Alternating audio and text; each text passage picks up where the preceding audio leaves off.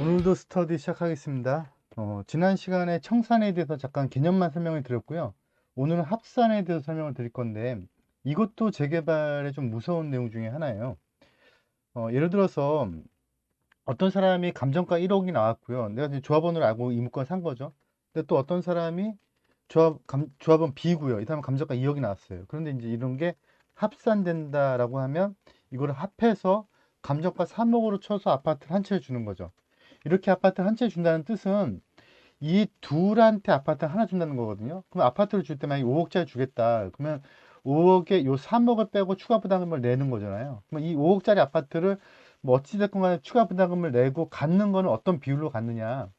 이 사람이 1만큼, 이 사람이 2만큼. 그러니까 전체 아파트 한 채를 3분의 1, 3분의 2를 갖게 되는 거죠. 그 둘이 알아서 나눠 가지라 이거예요. 그러니까 결국은 합산된다는 개념은 아파트 한 채를 조합원 한 명으로 취급을 해서 두 사람한테 또는 세 사람한테 한 채를 줄 테니 너희도 두 명의 재산은 하나로 합산됐다 이런 뜻이 되는 거죠.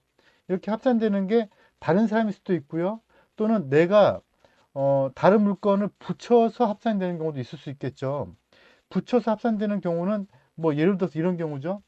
내가 가지고 있던 감정평가 1억짜리 물건이 도로가 가지고 있는데 90제곱미터가 안 돼요. 그래서 아파트를 못 받을 경우에는 이런 경우는 억지로 합산시켜서 나한테 붙이는 게 좋겠죠. 이런 경우는 괜찮지만 그게 아니고 나하고 모르는 사람이 이렇게 합해져 가지고 아파트 한 채 받는 경우는 이건 안 좋은 거잖아요. 이런 합산되는 개념에 어떻게 그럼 법에서 그건 정의하고 있냐면 이렇게 표현하고 있어요. 다음 각호의 어느 하나에 해당하는 경우는 여러 명의 분양 신청자를 한 명의 분양 대상자로 봐서 합해버리는 거예요.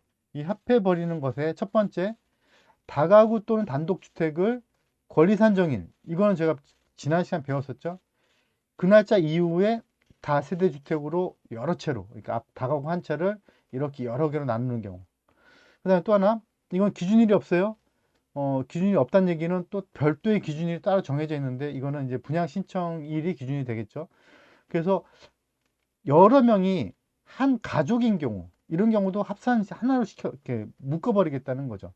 그 다음에 또 권리산정 기준일 이후에 한 필지에 또는 주택 하나를 여러 명이 공유 취득하고 있는 경우, 또는 한 필지의 토지를 권리산정 후에 여러 개 필지로 필지 분할한 경우. 그 다음에 또 하나의 대지범이 뭐냐면요, 이렇게 주택이 있으면요, 주택 밑에 있는 필지가 여러 개 필지라고 하면 이 필지 여러 개는 동일한 주택의 대지권으로 쓰여져 있기 때문에 이걸 하나의 대지범이라고 불러요. 이렇게 하나의 대지범에 있는 것들은 건축물 준공 이후에 이거를 건물과 이 필지 하나를 이렇게 떨어뜨린 것들은 다 떨어뜨려져 있다고 하더라도 합산시키겠다 그 뜻이에요. 근데 다만 또 권리산정 기준이 예외를 두고 있죠.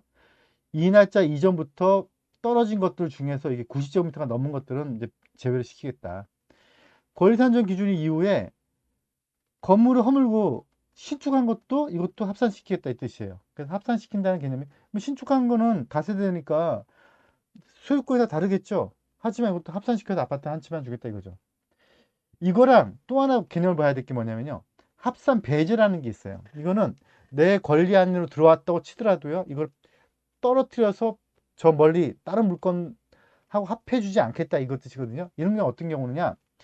종전 토지의 면적이 총 면적이 권리가액이 산정함에 있어서 다음에 해당하는 경우는 포함하지 않겠다. 합산시키지 않겠다. 배제시키겠다 이런 건데요. 어떤 경우냐.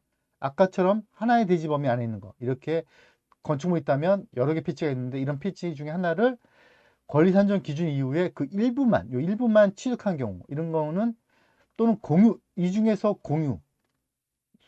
여러 명이 소유하게끔 공유 취득한 경우도 이거는 그 안에 포함시키지 않고 배제시키겠다. 그래서 합산시키는 것도 넣어주지 않겠다. 그 다음에 하나의 건축물이 권리 산정 이후에 건물과 분리한 경우, 주택이 있고요, 토지가 있는데 지구 한번 다시 써볼게요. 주택이 있고 토지가 있는데 그 권리 산정 기준 이후에 이걸 이렇게 분리시켜서 다른 건물에 이 토지를 이렇게 붙인 경우, 이런 경우도 합산 배제하겠다.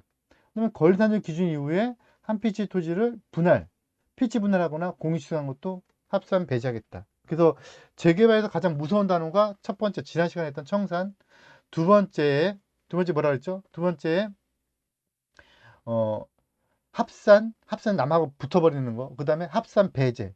내 권리 안에 들어오지 못하는 거. 네, 이런 큰 개념을 잡고 이제 앞으로 하는 분양자격을 배우다 보면은 내가 땅을 가지고 있는 게 합산돼서 몇 평인지, 합산 배제돼서 떨궈져 나가서 몇 평인지, 그 다음에 청산되는지 아닌지, 이런 것 때문에 개념을 잡으실 수 있을 것 같아요. 네, 수고하셨습니다.